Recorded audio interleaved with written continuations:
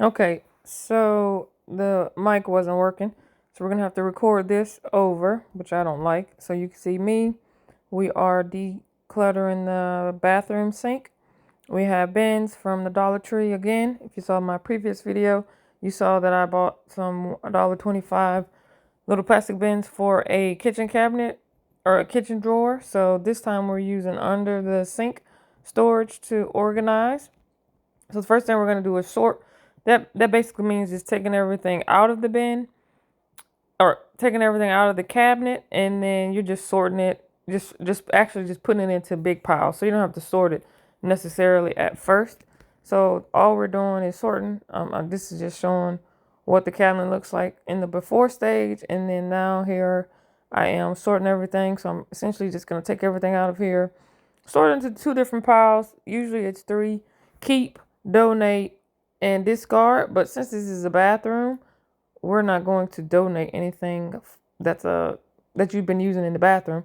Nobody wants your used bathroom products, so we're just gonna put into two piles. Keep and then discard. Discard meaning we're throwing it away. So don't try to use it for something else. It's going in the garbage. With this part, I'm just gonna speed it up so you can see what everything looks like once it's out of the cabinet, and then we will prepare the cabinet for cleaning. So you have to do just a little bit of cleaning. We're using the vacuum. All you're doing with the vacuum is you're performing the shine part of 5S. So it's sort, straighten, and then shine. So we're just doing that, and now we're putting the band together. Okay, let me get some scissors. Sorry, I didn't have my mic on, so get me on that. Oh well. Rookie mistakes. What the bins look like. It's stackable. So let's do that.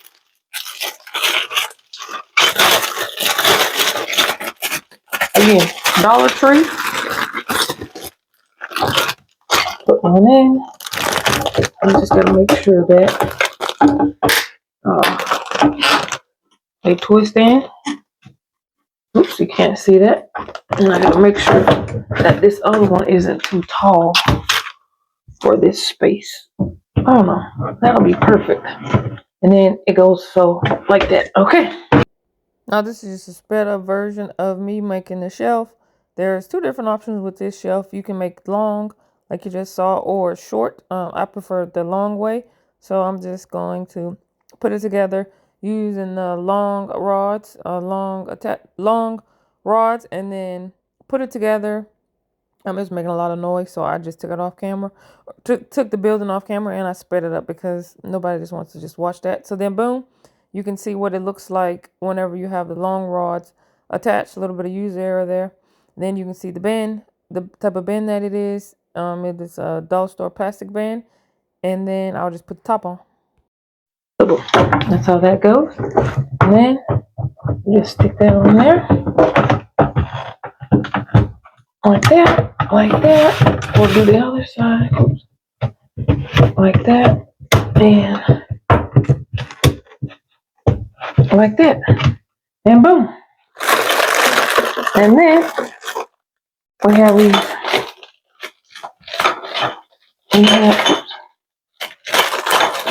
these end caps. We'll put those on as well.